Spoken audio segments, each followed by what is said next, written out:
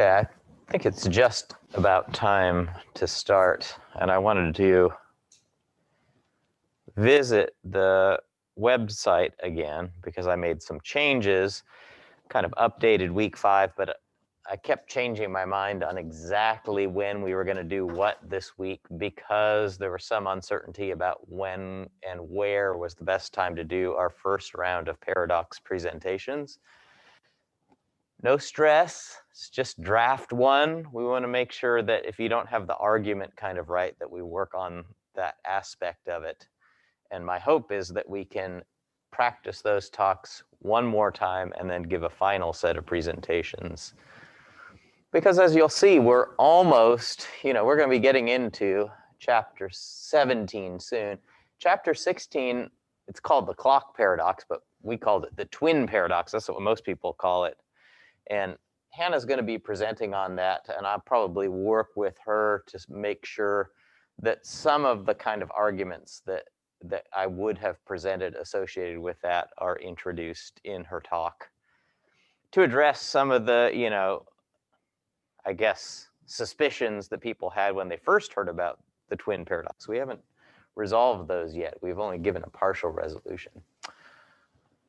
But yes, chapter 17, after the homework that is due, and I changed that homework due date for the chapter 13 to 14 homework to Wednesday. It was originally due tomorrow. You're still welcome. I encourage you to stay after and talk about questions you have on that homework today and just get it done. But I figured people might have questions about their paradox kind of stuff and want to talk about that a little bit more, and that takes the pressure off of getting your presentation ready, whether that be with your partner or by yourself for tonight. And then tomorrow, I decided that we are going to do paradox presentations both during this time frame. So, and I'll just set the schedule, and so I will email something out that says what order people will present in. Some of you will be in the morning, and then some of you will be in our afternoon time that we haven't been using very much. The late afternoon is supposed to be reserved for this class, and we actually have Young 110, 2 doors down from this is where we'll meet, 2:30 to 4. And I'm hoping between those 2 time slots, we can fit in the first round of just trying to get the idea of how to present on these paradoxes and have time for a little bit of discussion after each one. So I think tomorrow we're going to do that all day and just try to concentrate on it. And I'll try to give you definite, pointers if you need them, or encouragement in any case on those. Then Wednesday, that's the 11th here, we'll have a normal class meeting. And even though you won't, I'm trying not to rush you too much on the reading. You're only supposed to have read chapter 17 for that night. We'll probably begin it. It takes a little bit longer to cover chapter 17. It's one of those substantial chapters, but it's very visual. We're going to be drawing things with pencils and rulers. So I think that's the kind of thing I enjoy doing. It's a very hands-on kind of activity. And I've got really 3 days scheduled for that.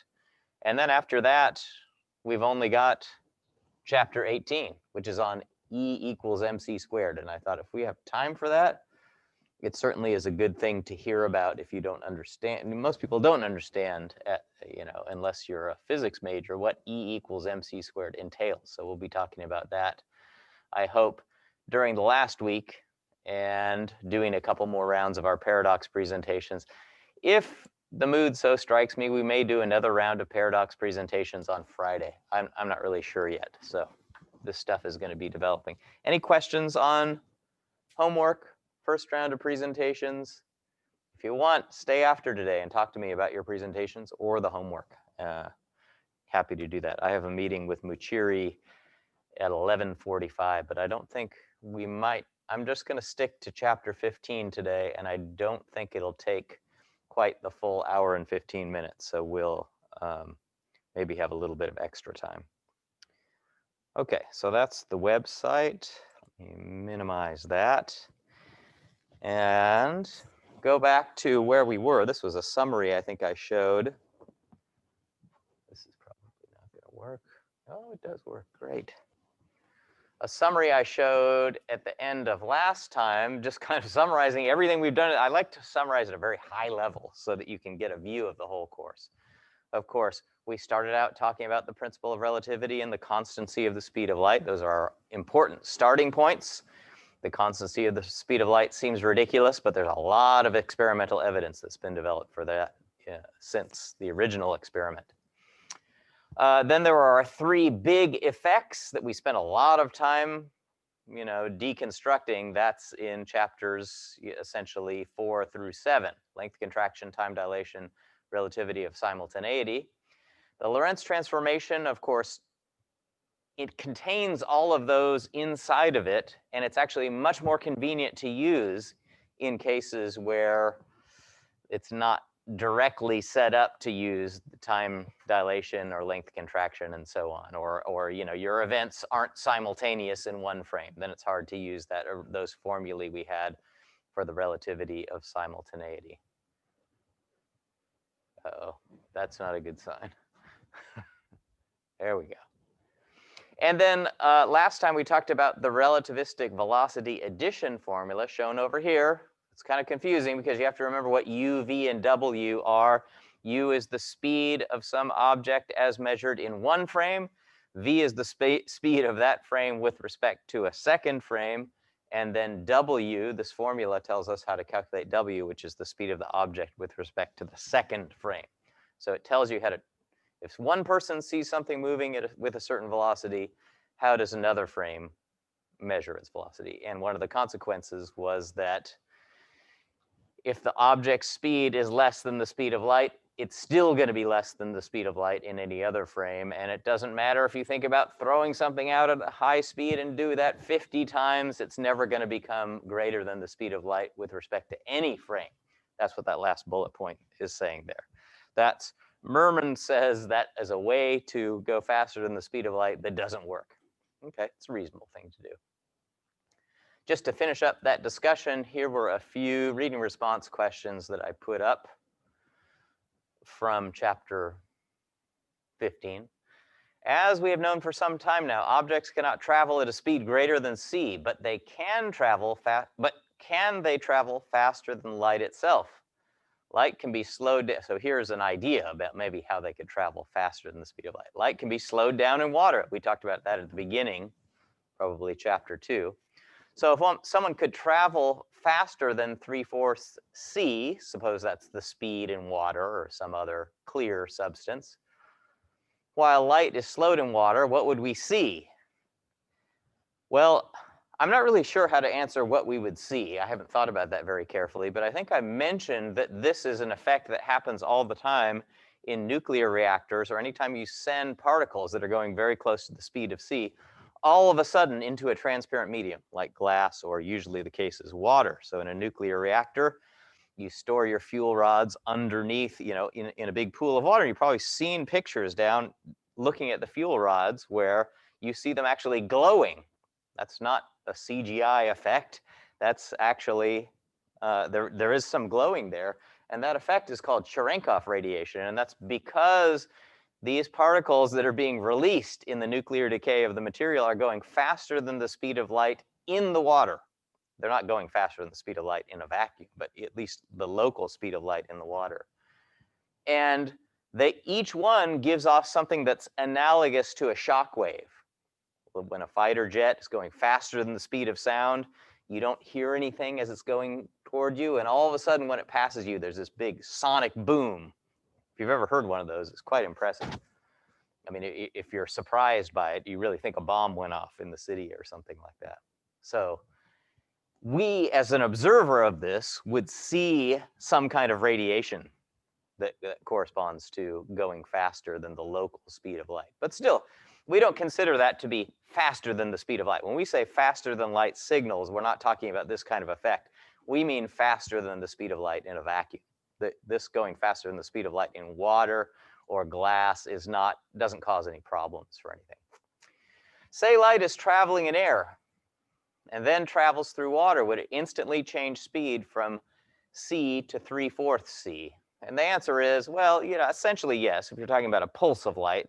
If you have a continuous beam of light, it's sort of like it's traveling at one speed in air, and then as soon as it enters, there's like a wave that enters, the water or something like that, and it does slow down as it goes there from C to 3/4 C.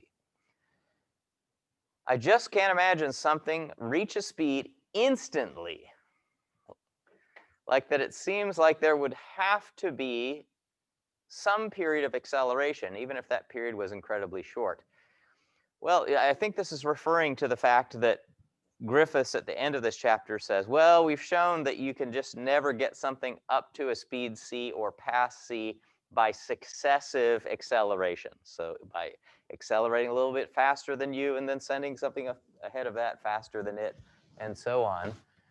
And the only other possibility that gets around, I think, what this comment gets to, or gets at here, is that there might be something that was just created going faster than the speed of light. Since the beginning of time, the beginning of the universe, there were some things traveling at less than the speed of light, and there's some things traveling at greater than the speed of light. We don't have to explain how they got that way to something traveling at greater than the speed of light. Maybe we would require an explanation. How could something ever travel at less than the speed of light? Who knows? But that's the idea. We don't have to think about any period of acceleration. It's just that there might be something that's inherently like that. It would be like asking the question, how can an electron have an electric charge? Well, I don't know. It's just created that way. That's just part of its properties. That's one of the things that we consider experimentally important, but we don't give an explanation of it. Okay. Let's go on to chapter 15. I think this is really, we went from the Lorentz transformations, which was sort of this really technical result, but very useful, to the velocity addition formula, which again is still somewhat technical, but a little bit more intuitive and tells us about things moving and how fast they move. And now finally, we're getting to something that really tells us some interesting things about what can and cannot be done. Okay, so we have established that gaining speed by successively zooming ahead of IRFs at speed less than c is not going to lead to speeds greater than c with respect to any IRF. So that was what the last chapter was about, or the punchline of it. But what if an object somehow had a speed greater than c relative to us? Maybe it's always been that way since the beginning of time. There's nothing in special relativity so far that forbids this. This chapter discusses the absurdities that would follow, which motivates the additional assumption that no object or signal travels faster than light. Several of you said that this chapter was difficult to understand, and I sympathize with that. So, there is a technical part at the beginning of the discussion. Don't let that be too distracting to you, and let's concentrate on the upshot of what that would allow. So here is the argument that Merman presents. It's not too hard in terms of a calculation, but it does use the Lorentz transformation, which seems like a black box. It's this really powerful piece of machinery that allows us to calculate things, but it doesn't really give you much intuition about how to think about why things happen. So let's imagine that here is Earth over here. Here's Sirius. I think that was the example given in Merman. And we're going to imagine this is the Earth's IRF view. So the Earth and Sirius are at rest with respect to each other, essentially. And as measured by Earthlings, there's a distance L between Earth and Sirius. So this is a picture from the point of view of someone in the Earth IRF. We'll call that IRF F. And let's imagine that someone is moving with respect to that frame, and their speed is u on the direction from Earth to Sirius, speed u. And we're going to imagine that that could be possibly a greater than light speed. So let's not discount the possibility from the beginning. Could be possibly a greater than light speed, travel speed there, okay? We're going to consider two events. One event is leaving Earth, and the other event is arriving at Sirius. And the event coordinates are pretty simple. We're going to put the origin of the Earth X or Earth Sirius coordinate system over here. So event 1 has coordinate x equals 0, and by definition, we're going to say the clocks are set to t equals 0 then. And then, of course, the coordinates of the second event are easy in the Earth frame. You're at position L, right? If we're keeping the origin held over here, you're at position L on their meter stick, right? and your time coordinate is L over U. That's just distance equals speed times time. The distance is L, so L equals U times T2, and solve for T2 in terms of L and U. Okay. So far, so good.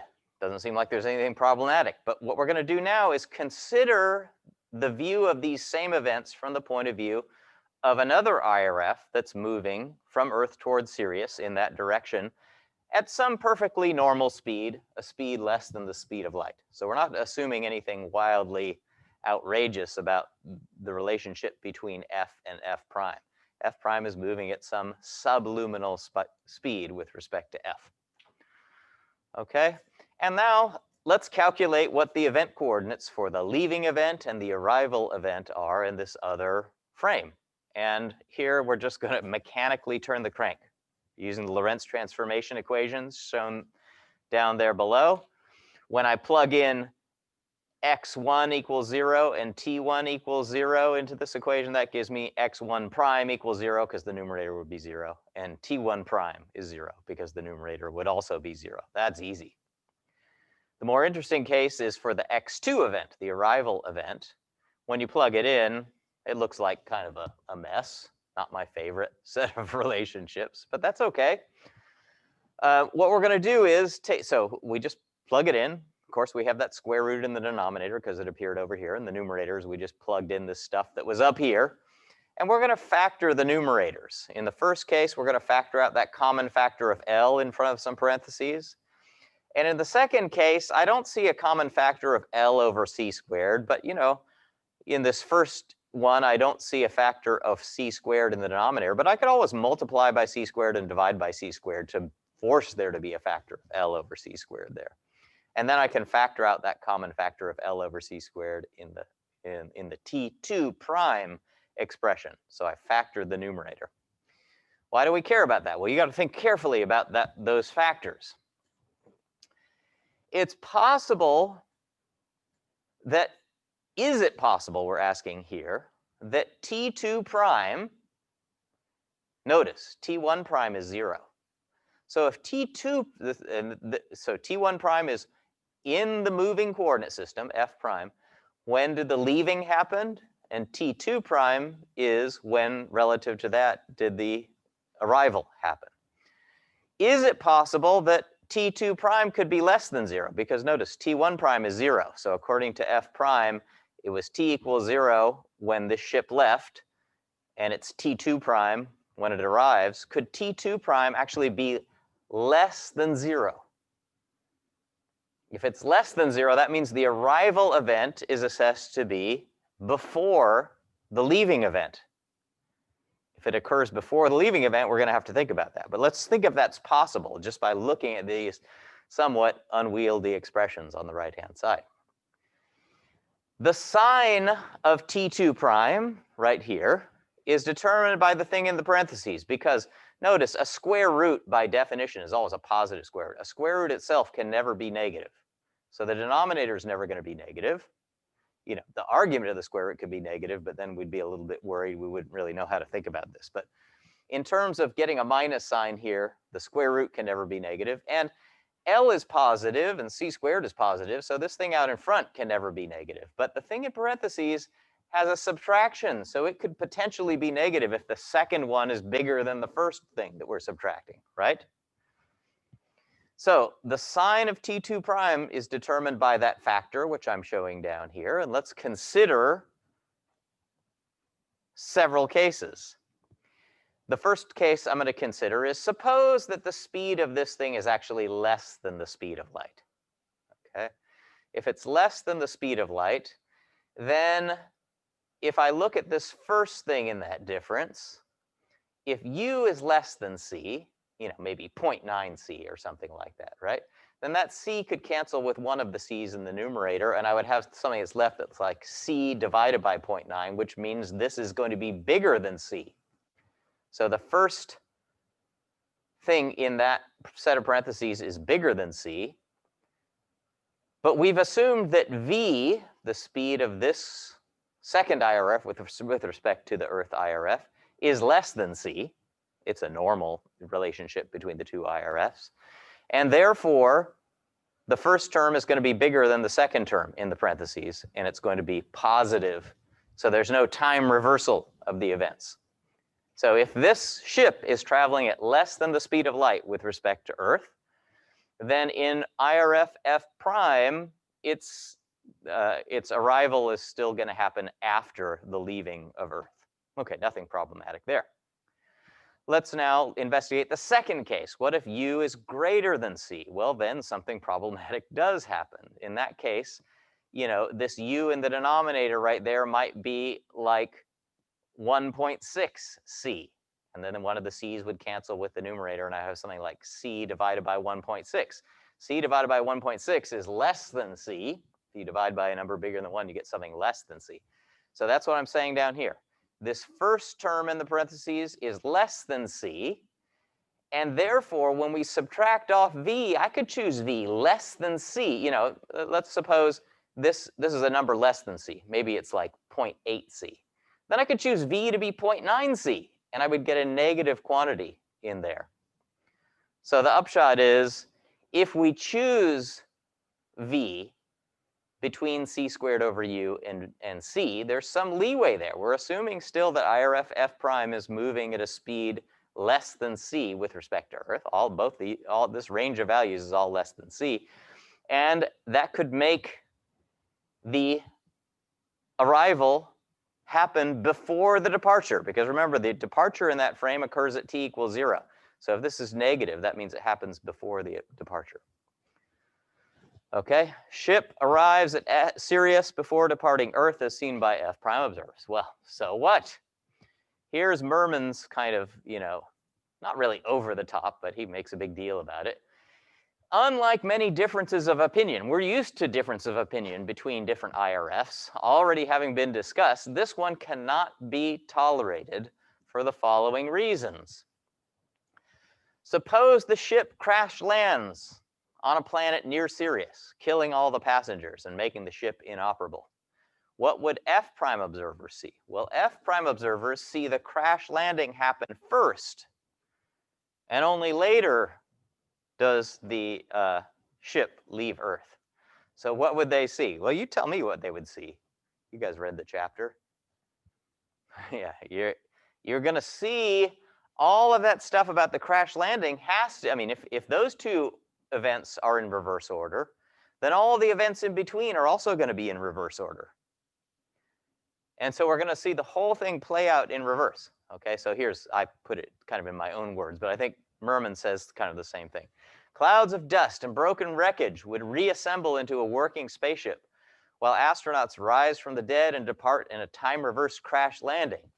The rocket would fly back to Earth with exhaust coming from space back into the rocket. So the exhaust comes back in and forms like rocket fuel inside the rocket, while astronauts get younger and do everything backwards if you watch them. Okay, so the person, you know, without showing the crash landing, they would see this, right? The person in F prime is going to the right, and that means if you're sitting with F prime seeming at rest, Earth and Sirius are moving to the left, but we've got to see the events go in that order, from the landing towards the leaving of Earth. Okay? Everything about the ship and its journey would be observed in time-reversed order, which violates the second law of thermodynamics. I think Merman mentioned this in the chapter. Entropy, something about entropy, is that right? If I remember correctly, he does there. And I don't remember how much he talks about it. But this sort of popularized version of entropy, if you've taken a chemistry course before, a lot of times people say entropy is like order. And in life, things tend to very easily go from a sense of order to a sense of disorder. Like if you knock a wine glass off a table and it smashes on the floor, that's something that's very easy to observe. But we really never see a wine glass reform from the shards and become a perfectly normal wine glass. Or here's a crash of some Indy car, it looks like, being shown in reverse, where it goes, the crash pieces all come together and form a perfectly good car going in reverse. We just never, ever, ever see that. That means there's sort of a directionality to time. So the second law says entropy always increases, and these would be pictured. If it always increases, that means when you watch videos in reverse, you see examples of entropy decreasing. We just never see that. And that's one of the fundamental postulates of thermodynamics. So here's an important consequence of that. That's not just weird, it just doesn't just violate our sense of what we commonly see, but if an object or signal travels faster than light as measured in IRF-F, that was like the Earth system, cause and effect relationships involving an object or signal can be reversed when viewed from another IRF-F prime because things go in reverse order. So if one thing causes another thing to happen, then the causation goes in the reverse order when you view it from this other frame in which the events are time reversed. So sometimes people refer to the assumption, and this is a new assumption for special relativity. We've already been assuming the principle of relativity and the principle of the constancy of speed of light early on and following the consequences of those throughout this so far. But it's an additional assumption that's not contained anywhere in the principle of relativity or the principle of the constancy of speed of light. Principle of causality, a new assumption, is that no signal or object can travel faster than the speed of light because absurdities follow, and they're going to be more absurd than just a race car reassembling itself or a wine glass reassembling itself. So why accept the principle of causality? And I'm sorry, there's not a lot of problem-solving content to this particular chapter, so there's not going to be a worksheet today to get some hands-on stuff, but it's just ideas. Very interesting ideas. Try to pay attention to this particular example. Faster than light signals would allow information and therefore causes to be sent backward in time. So this connects up with what Lewis was talking about in the reading we did over the weekend. We'll see that connection in just a second. So here's a setup. I can't remember if this is from Merman or me trying to illustrate it. I think it's roughly from Merman. Spaceship will be launched from Earth to X on January 1st, 2021. Hey, that's coming up at 12:01 a.m. Unless a signal is received from X ahead of time, in which case the mission will be aborted. I'm going to try to show that there's something contradictory going on here, or at least an unavoidable contradiction. So people on Earth, here we are, it's November on Earth, and we're waiting for this to come. If we receive a signal from X, maybe it's a signal that has some information saying abort launch, we're going to abort. But if we don't get the signal, we're going to launch that ship towards X. Jim is in a rocket passing Earth at speed less than c. Okay, so here's my IRF going in this direction over there. Now notice, in this case, in the previous example, it's sort of like I'm the Earth frame, and this is Earth is like the F prime frame that's moving in this direction.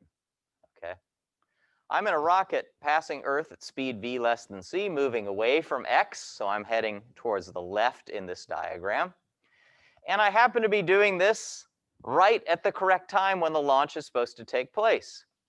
And someone has given me the following instructions. If you see the rocket launch, send a faster than light signal, and a lot of people abbreviate that FTL just because it's something that comes up, faster than light signal toward X. Okay? So I'm passing by, I make my observation, and I have the ability to send a faster than light signal in this direction, so it's going to travel at faster than the speed of light. That's like that ship that we assumed was going faster than the speed of light. Jim's friend Eva is waiting on X with the following instructions. If you receive a signal from Jim, send a faster than light signal toward the launch site to abort the launch. Okay? It's possible, we showed in that first that analysis with the thing in parentheses, that we can choose my speed to be going in that direction, still less than the speed of light, so that in Earth's inertial reference frame, the signal from X arrives before the launch time. In other words, I saw the launch, I sent a faster than light signal, which was sent back. From the Earth's point of view, the signal is going to arrive before the launch time and be received, okay? So let's go through the possibilities. What if I do see the launch happen? Okay, I send my signal. That was what I was supposed to do. Eva sends her signal when she receives mine, sends one back faster than the speed of light, and the launch is aborted. Well, wait a minute. All this was predicated on me seeing the launch happen. So if I see the launch happen, the launch was aborted ahead of time. So clearly that didn't happen. It must be the opposite case that happens. What if I see no launch happen? If I don't see a launch happen, my instructions are don't send a signal. That means Eva never sends a signal back. And the launch happens as scheduled. If I don't see a launch, the launch happens as scheduled. So the question to think about is, well, what happens if we all stick to the plan?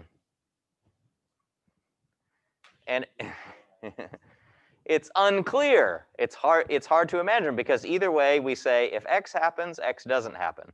If X doesn't happen, then X happens. So it seems contradictory. At least there's a possibility for contradiction. And when we could set up this plan, it seems pretty easy to execute, accepting that we don't know how to send a signal faster than the speed of light. That was the one weird assumption here.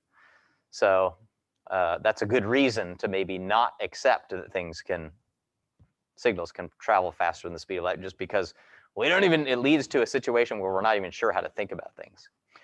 We read about, I think in Lewis's paper, something called the grandfather paradox. So here my version is, if you can travel faster than light relative to a chosen frame, you can leave and come back to Earth and kill your grandfather before he has children.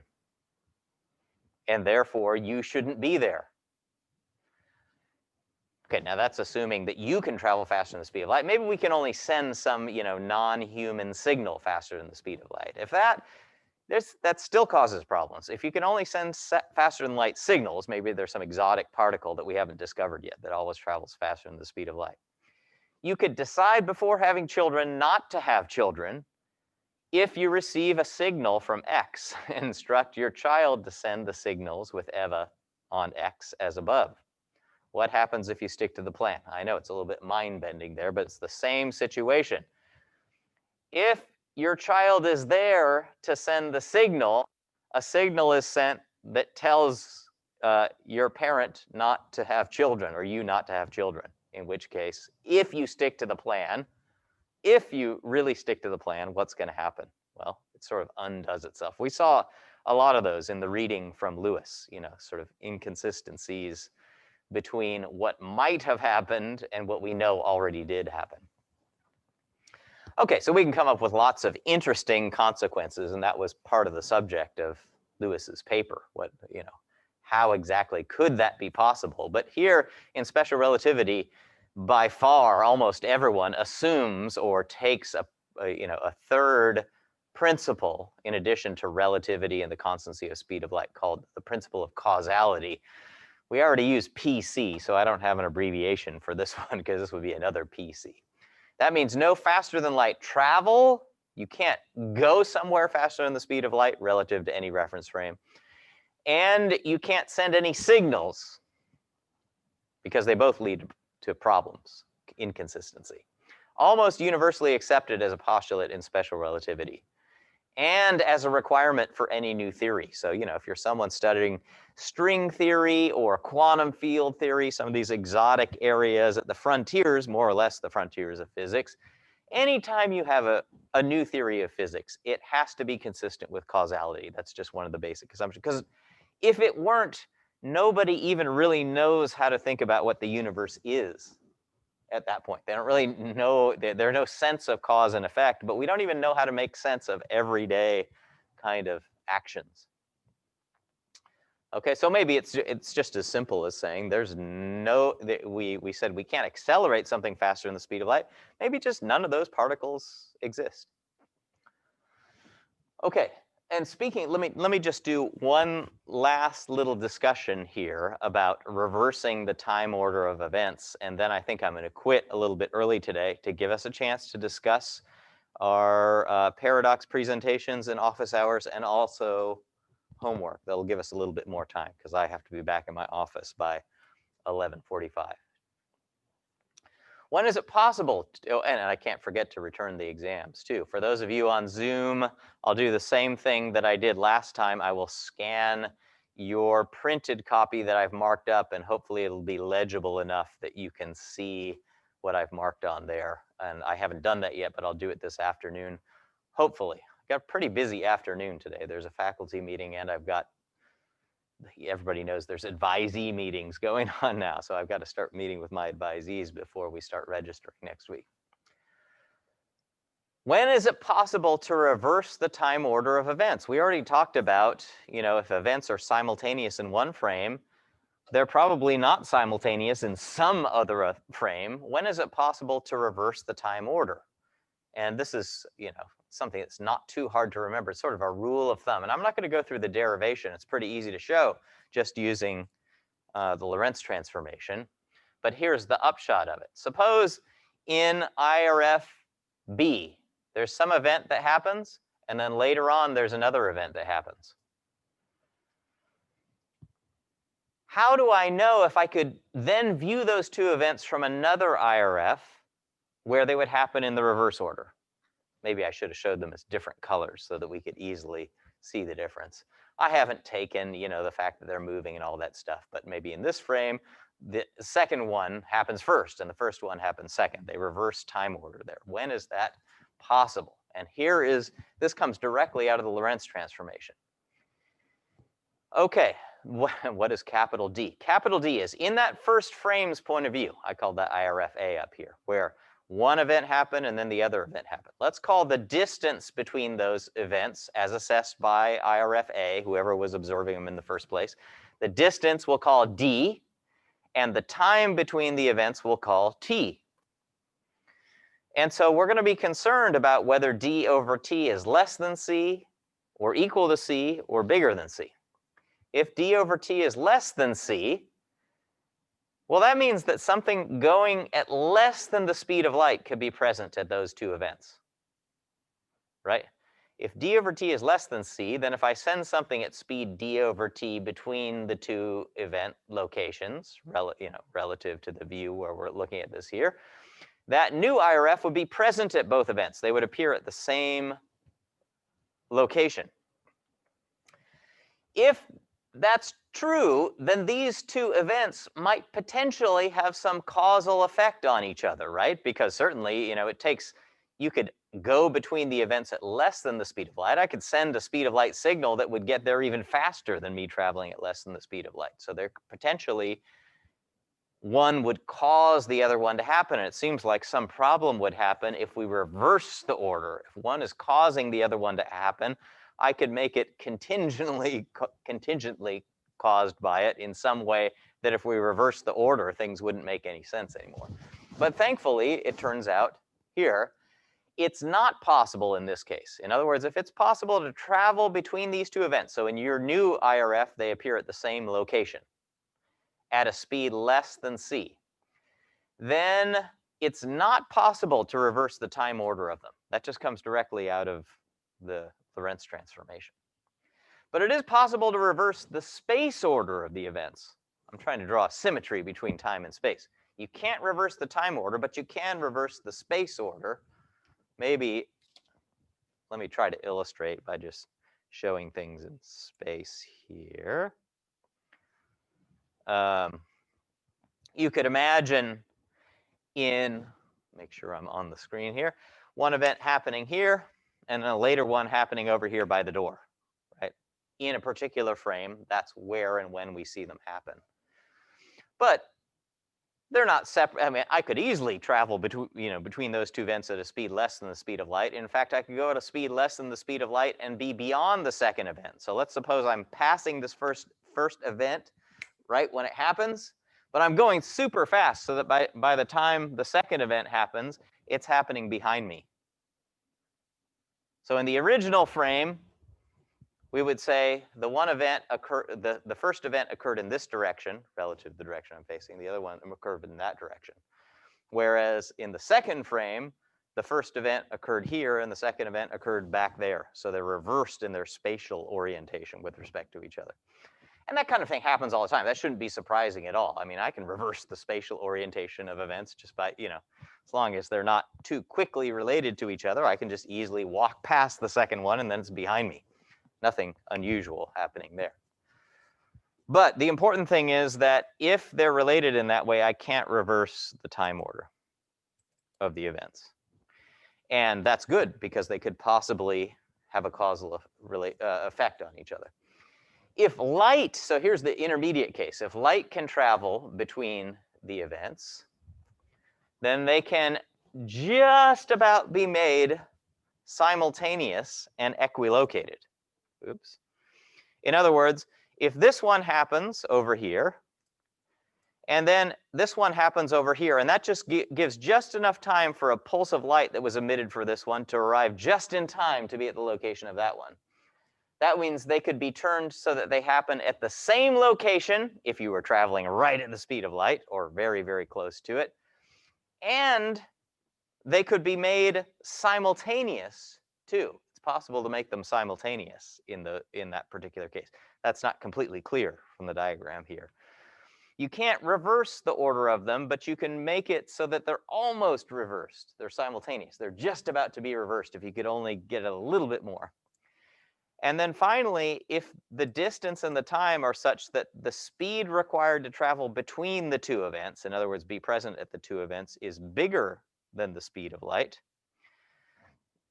then it is possible to reverse the time order by switching to another IRF that's, has a perfectly modest speed, less than c. In other words, if I've got an event that goes off here and 1 second later, 3 light years away, another event happens, then it's possible for me to move in such a way that what I call the second one happens first, and the first one of the other frame happens second. But they're so far away that there's no way a signal could get between the two, and so therefore they can't be causally connected to each other. Whatever happens at the second one was already predetermined, independent of what happens at this first event and so on. So there's no consequence really to time reversal. And in that case, it's not possible to reverse the space order of the events because I just can't get past the second one as long as I'm going at the speed less than the speed of light relative to the first one. Okay, so I think the most interesting one and the one that gives us the most information is that, yes, we can reverse the order of events as long as it would take a greater than speed c signal to be present at the two events. We cannot reverse the time order of the events if a physical object can get between the two events. And light is kind of the boundary between those two cases, where if you're traveling at the speed of light, you could make them happen at the same location from your point of view, and you could also make them happen at the same time from your point of view.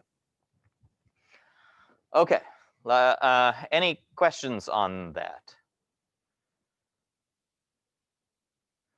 I hope you enjoyed Lewis's reading from the philosophy class. I certainly enjoyed it, although it's not, despite the fact that it looked very unimposing, it was, you really had to keep your brain focused on it to wrestle with the arguments that were there. But maybe we'll stop here for today a little bit early because I want to make sure that we have a chance to talk about the several outstanding things that are going on now. And then tomorrow, no new material. We're going to be doing the paradox presentations part 1. Well, part 1 means everybody's going, but we're just going to do our best. If you're worried about it, if you still feel like, oh, after the weekend, I don't even know how to think about this, that's fine. Just talk to me about it. Don't try to go in cold tomorrow without an idea of how you're going to make the argument.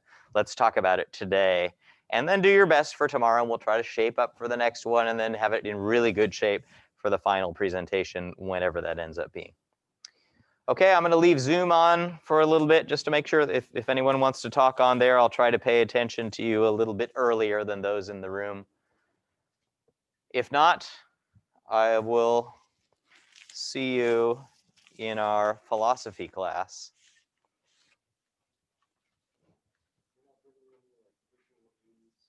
You're welcome to bring a visual aid. So there was a question about bringing visual aids. You've seen in this course, I've done that a couple of times. But most of my stuff is pictorial on PowerPoint. You're welcome to use other slides showing, if you're someone who really likes Google Slides or something like that, you're welcome to use that. I guess I should also say that it will take up too much time if each person has to log out and the next person log in to start their presentation. So maybe what I will do is leave myself logged in, and you need to be able to access your stuff through a browser or bring a thumb drive or whatever. So if it's on Google Slides, you can obviously get that through the browser. But wherever your stuff is, you need to be able to access it without logging into the computer, because that way we'll avoid everyone having to log out and log in, which sometimes takes quite a long time. It's fine for me to log in because I've logged in before, but every time you log into a computer you've never used before, there's like a 5-minute process of you having to go through that the first time you've touched that computer. So, all right. Can we email it to you? Is I that hear okay? you. What's the question? Can we email it to you? Yes, you're welcome to email it to me. Okay. Any other questions with the online folks? I'm going to, just try to address any questions you have first, since it's a little bit harder to communicate or see when you're raising your hands. Yeah, I have a question. Voice. Okay, go ahead. So me and Everett are doing paradox number 3. And I just wanted to hear your description of the solution to that, because I don't want to present something that's just totally wrong. Well, what I'd like to hear, and I'm looking at my version of sorry, let me unshare this screen now so you can actually see something like me. What I'm doing is looking at my version of the presentation paradoxes, because I don't necessarily have the numbers memorized. Yes, paradox number 3 is actually really interesting in the sense that it talks about what we talked about today, a potentially faster than light signal. And it might help. I don't have a meter stick in here, but let's imagine that I have a meter stick and I'm holding it up, right? It's horizontal like this. And let's imagine we're under the impression that it's made out of the most rigid material you could possibly make it out of. Wood is pretty rigid at normal things, but we're going to actually shake it up and down in a kind of weird way. But imagine that it's light, maybe 1 light year to each end of it, and I'm holding it in the middle, right? And now let's imagine that I take that meter stick, and it's perfectly rigid. Somehow it only weighs 1 kilogram, so I can wiggle it around like this, and I start wiggling it up and down. Now, what do you think would happen at the far end down there, 1 light year away? In other words, it would take light 1 year to get from where my hand is wiggling this thing up and down to the far end of the meter stick. And I'm wiggling it up and down twice a second or something like that. Do you think the far end, based on what we've talked about today, could immediately start going, and I'm looking at Everett too, could immediately start going up and down?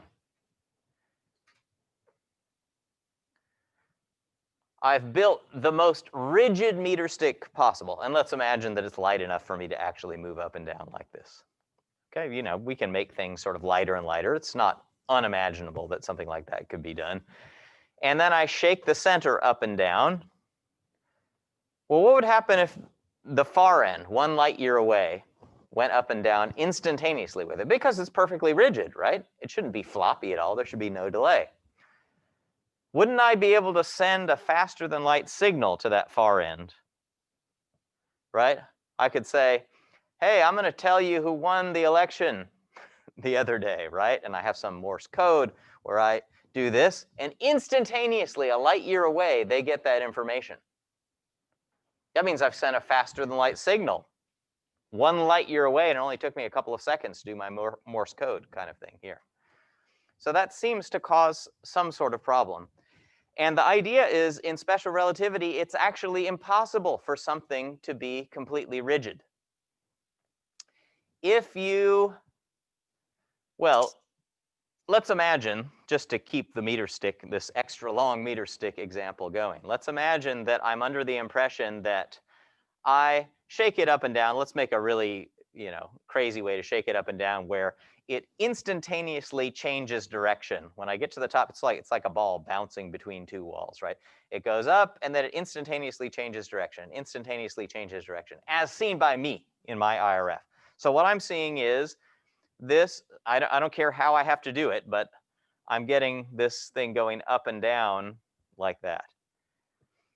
If that's the case, what would someone see if they were moving relative to me at a very high speed relative to the speed of light? I'm seeing a bunch of events happen simultaneously. The meter stick was going up, and all of a sudden it started going down. So each piece of it started going down simultaneously with each other piece. If events are simultaneous in one frame and you move along the direction they're separated, they're going to be non-simultaneous in another frame. So if I were to draw, to say at every instant in time, in my frame, suppose by definition, we have a meter stick that always is completely horizontal. Hey, it looks rigid to me. I'm moving it up and down like that, and it's always moving. So let's imagine this end starts going down at the same time as this end, which starts going down at the same time as the center. And now we view that meter stick from the point of view of someone moving at a very high speed with respect to me, who's shaking it. Which one of these events is going to happen first? Let's suppose, here's a rocket ship moving in that direction at some high speed v. That doesn't look like a rocket ship, but we'll make it into a stubby little rocket ship. There we go. If it's heading in that direction, which one of these three events, right? There were three events that, from my point of view, were this one reverse direction, this one reverse direction, and this one reverse direction, all simultaneously. So in the rocket's point of view, which one's going to reverse direction first? What do you think, Everett?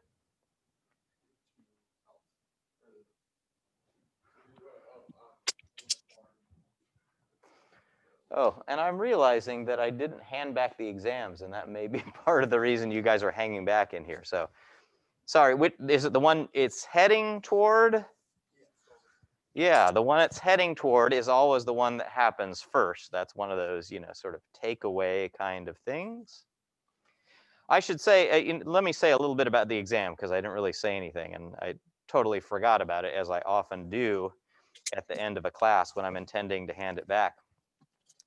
And that is, the range of the scores was exactly the same as the first exam, but the statistics were not.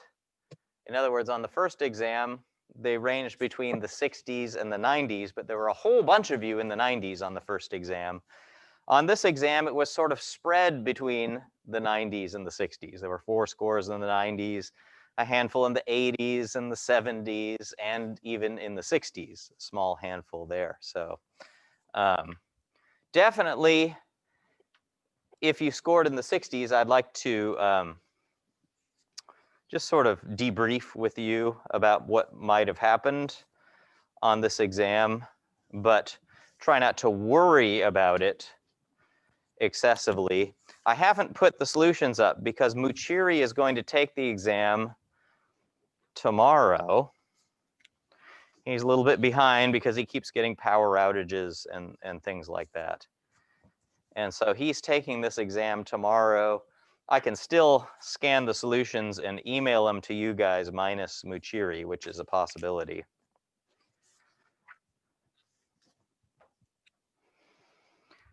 High score was a 98, so someone essentially got perfect. Casey's not here. Who else is still waiting? Jack left.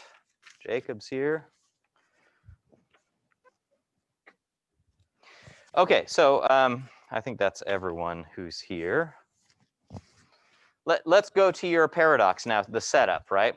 We're talking about 2 extra long meter sticks, one that's sort of slicing across the other one. And it's not hard to imagine that if this thing's just falling, it is possible to have that point at which the 2 meter sticks cross travel across at a speed greater than the speed of light. How might I turn that into a signal sending device that might potentially send signals greater than the speed of light? Well, I could have the two inclined at a very slight angle to each other. Sorry, I'm imagining that I'm on the video and I'm not. Have the horizontal meter stick and one tilted at a very slight angle, and I could move the one at a slight angle up and down like this, and that point at which they contact would move out like that, and I might be able to develop some Morse code like that that actually sends a signal that way. Or in the second version, which is more the paradox of it, is I imagine I have some ridiculously huge pair of scissors, and I could say, oh, okay, way at some distant star, 1 light year away, I'm going to try to send a signal that's only going to take a couple of seconds. And what I'm going to do is, open and close the scissors, and the point at which they cross is obviously going to get all the way to the end by the time they close. And let's not worry about the mass and how hard it would be. I could make them out of some very light material, and in principle, maybe that would work. And just chop with some Morse code and send a signal a light year away. It would only take a couple of seconds, whereas light would take a year to go that distance. What's wrong with that? Or why wouldn't that work? Well, why didn't this work? My process of shaking the, I might say, I'm going to send an instantaneous signal out there by moving this thing up and down. Well, it didn't work because no signal can travel faster than the speed of light. So when I pull this down right in the middle, if this is 1 light year away, it can't get the signal until at least light has had a chance to propagate there. So when I pull this down, I may think I'm going to pull this down, but it doesn't move. And in fact, it can't start moving until light at least has had a chance to propagate out there. So some sort of idea of objects, we can't have an assumption that an object is rigid in the classical sense, that no matter what you do, it doesn't change its shape. And therefore, if I take a meter stick and start spinning it, instantaneously the outer edge starts moving, because that outer edge might be light years away, and that would mean an instantaneous signal being transmitted to the outside that was like, hey, start moving now, when I twist the center of the meter stick.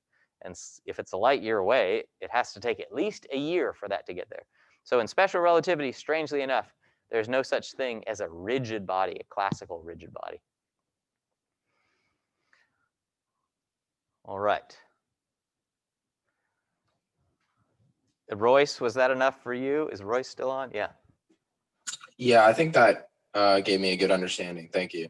Yeah, yours actually is one of the ones that's just kind of an oddball compared to the other paradoxes. Most of the other ones are kind of similar, but yours is not too hard to explain, but it just happened to have to do with something we just got to today, or at least that's the easiest way to explain it. Okay, who else wants to talk about what else?